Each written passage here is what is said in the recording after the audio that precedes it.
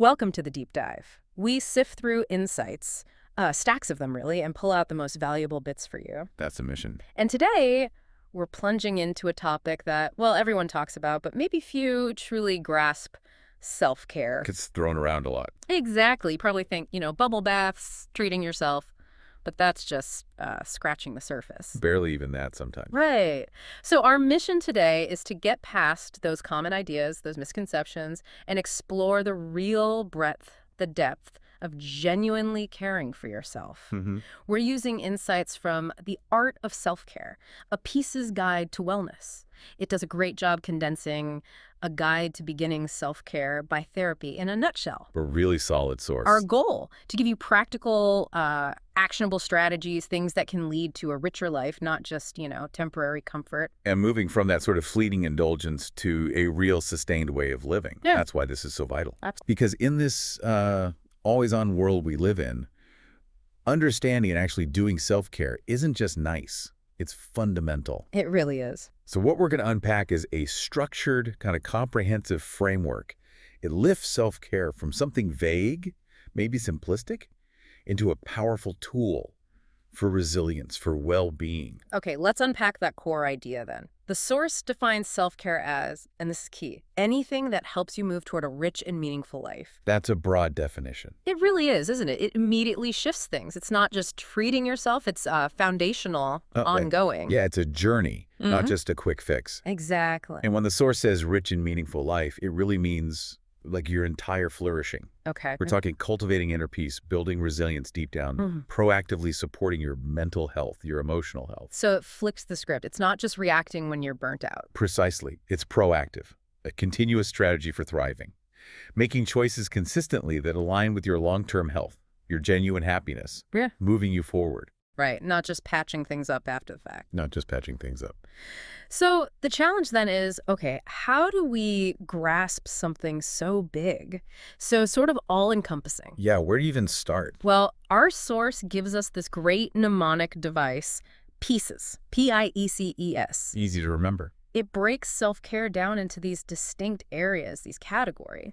Helps ensure we're being holistic about it. Which is so important. Think of it like a blueprint for your well-being, making sure, no crucial part gets left behind. And the real power is having that categorized approach. Right. It's just too easy to focus heavily on one thing. Like going to the gym constantly. Exactly. Yeah. And maybe completely ignoring your social connections, which leads to imbalance, right? Maybe even loneliness. So the PIECES framework, it kind of corrects for that. It makes sure all the important dimensions get intentional focus, leads to a more integrated, sustainable approach overall. It's about balance. It's all about balance, not just the individual parts. Okay, let's dive into the letters then. Starting with P for physical self-care. The one most people think of first, probably. Probably. And the source lists the critical bits. Good nutrition, staying hydrated, enough sleep, regular exercise, and proactive medical care. Foundations. Yeah. And as you're listening, I really want you to think honestly, which of these pillars might be feeling a little wobbly for you right now? Even just slightly. That's a good prompt. I know for me, sometimes it's hydration. You think you're drinking enough water, but then you realize, whoops, 3 coffees, hardly any water all morning. Happens so easily. And zooming out, it's just crystal clear why these physical things are non-negotiable for your mental, your emotional health too. They're totally connected. Incredibly interconnected. Your brain, your body, it's one system. We forget that. What affects one really affects the other. Can you give an example? Sure, take sleep. Consistent poor sleep doesn't just make you tired. Research shows can impair your emotional regulation as much as drinking too much alcohol. Wow. Yeah. Makes you much more prone to irritability, anxiety. It literally changes your brain chemistry. So looking after the physical stuff isn't just about feeling physically okay. Not at all. It's about giving your whole system the fuel and maintenance it needs, including your thinking, your ability to handle stress, your emotional resilience. Okay, so from the physical body, it kind of naturally flows to how we connect with others. That's I for interpersonal self-care. Relationships. Yeah, nurturing supportive relationships. And this is crucial, setting clear boundaries. Boundaries are huge. It reminds us that relationships aren't just for fun or networking even. They're essential for support, respect, real human connection. So what makes a relationship supportive here? It's about connections that genuinely lift you up, where you feel heard, valued, where it's reciprocal. Not one-sided. Definitely not one-sided. And then setting boundaries. It's such a vital skill, often challenging, but vital for your well-being. Why is it so challenging sometimes?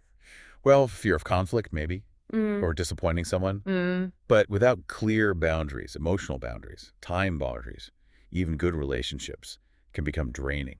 It's about protecting your energy consciously, making sure your interactions actually add to your life rather than taking away. It's not about pushing people out. It's about making space for yourself within the relationship. Exactly. Making space for you. So what about when those relationships or just our inner world gets turbulent? That brings us to E for emotional self-care. The feeling side of things. Yeah, doing things that bring you joy that seems simple enough, but also, maybe more importantly, actively addressing and processing your feelings. Actively is the key word there. The source really emphasizes this. It's not about avoiding negative emotions. It's about acknowledging them, feeling them, moving through them. Absolutely critical. That whole idea of acknowledging and processing rather than just suppressing, it's huge. Why is suppression so bad? Well, emotional resilience doesn't come from pretending you never feel sad or angry or scared. Mm-hmm. It comes from building the capacity to feel those things, understand what they're telling you, and then finding healthy ways to cope, to move through them. Ignoring feelings, bottling them. It's like trying to hold a beach ball underwater. It takes a lot of energy. Huge energy. Yeah. And it always pops up somewhere else, often stronger, right? More distress. So what helps? Simple things sometimes, like affect labeling. Just naming the emotion you're feeling. That alone can dial down the intensity quite a bit. Making space for all your emotions, that's the path to real emotional health. From our inner emotional world, let's shift to C for cognitive self-care. Thinking, the mind. Right. This means actively nurturing your interests, your talents, and also, really importantly, addressing unhelpful thinking patterns. Keeping the mind sharp and healthy. Yeah, consciously. And the power of this cognitive self-care. It's often underestimated how much it shapes your perspective, your whole mental landscape. How so? Well, our thoughts aren't just, fleeting things. They directly impact our feelings, our actions. They literally shape our reality. So nurturing interests, learning something new, a hobby, it stimulates your brain, builds curiosity, maybe even a sense of purpose. And the other part, the unhelpful thinking. Equally important, Yeah. identifying, challenging those negative internal scripts, those cognitive distortions, like always expecting the worst or seeing things in black and white. That catastrophizing thing. Exactly. Catastrophizing, all or nothing thinking. Yeah. It's not just about thinking positive. It's about actively rewiring things, Yeah. using cognitive restructuring, changing how your brain processes information. So you're taking charge of that internal dialogue. You're taking charge. Absolutely. Okay, our second E in pieces. This one is for environmental self-care. Our surroundings. Yes. Creating a relaxing, supportive environment. Home, work. It's something you might overlook, maybe, but the impact can be immense when you stop and think about it. It's really interesting how deeply our physical surroundings affect our mental state, our productivity too. Makes sense. I mean, think about it. A cluttered, chaotic space, it can subtly add to stress, overwhelm, even make decisions harder, decision fatigue. Versus a calm space. Right. A clean, organized, maybe aesthetically pleasing space can foster calm, help you focus, even spark creativity. So it's intentional design. Intentional design of your environment. It's not just about tidiness for its own sake. It's strategic, creating spaces that actively support your well-being. Like what? Small things. Could be small things, a quiet corner to reflect, an organized desk so work flows better, even just adding a plant.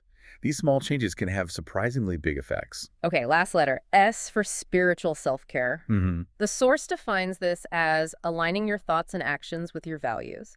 And it stresses this is personal, not necessarily tied to religion. Which is an important distinction. It's fundamentally about finding meaning, finding purpose in your life. And ultimately, this connects back to that sense of integrity, that inner peace you get from living aligned with your core values. When things match up inside. Exactly.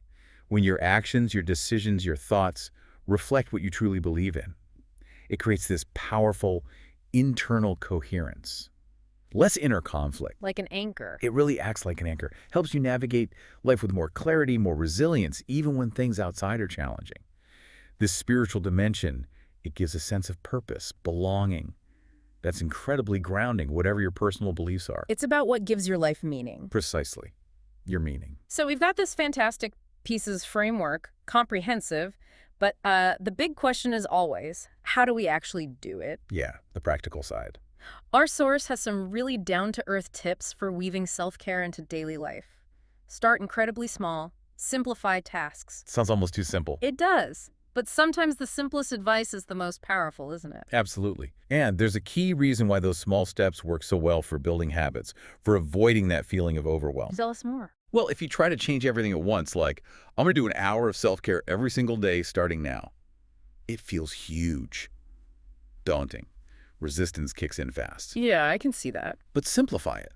Start tiny, like 2 minutes of quiet breathing, or just adding 1 glass of water to your routine. You lower the barrier to entry dramatically. Makes it easier to actually start. Yes, and it taps into the brain's reward system. Every little win, even tiny, gives you a little dopamine hit, reinforces the behavior, makes the next tiny step feel less like a chore, more like progress. You build momentum almost without noticing. Okay, but what about the roadblocks? The hurdles? Always hurdles. The source mentions common ones like feeling guilty about taking time for yourself, or just feeling overwhelmed by adding one more thing to a packed schedule. And those are so real for people. They can stop you before you even start. So how do we deal with that guilt, that overwhelm? It's crucial to reframe them. Guilt often comes from, societal pressure. This idea that we have to be productive constantly, above all else. Right, taking time for yourself feels selfish. But it's not selfish. Self-care is a fundamental investment. It lets you show up better, more present, more effective in all parts of your life. For yourself, yes, but for others too. And the overwhelm. That's exactly where start small is the magic bullet. Acknowledge the feeling, okay, I feel overwhelmed, but then break it down. What's one tiny, manageable step? Maybe just writing down one thing you like about your environment right now. Just one thing. Just one tiny thing. Persistence, even with imperfect steps, that's what makes self-care sustainable. That's what makes it enriching in the long run. Wow, this has been such an illuminating deep dive. We've really unpacked self-care, haven't we? Not as just an indulgence, but as anything that helps you move toward a rich and meaningful life. A much bigger picture. Much bigger. And we've seen how useful the pieces framework is. Physical, interpersonal, emotional, cognitive, environmental, spiritual. A really comprehensive guide. A roadmap, almost. Yeah, a roadmap. And this deep dive, it really was designed to give you actionable insights, things you can start using, today, not someday. Absolutely. The goal is application. So as you're reflecting on all this. Right. As you think about this, here's a final provocative thought for you.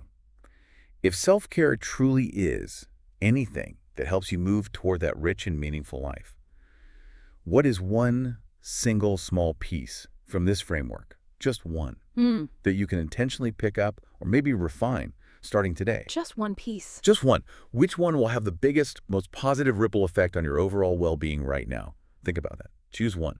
Yeah. And then just take that first tiny step.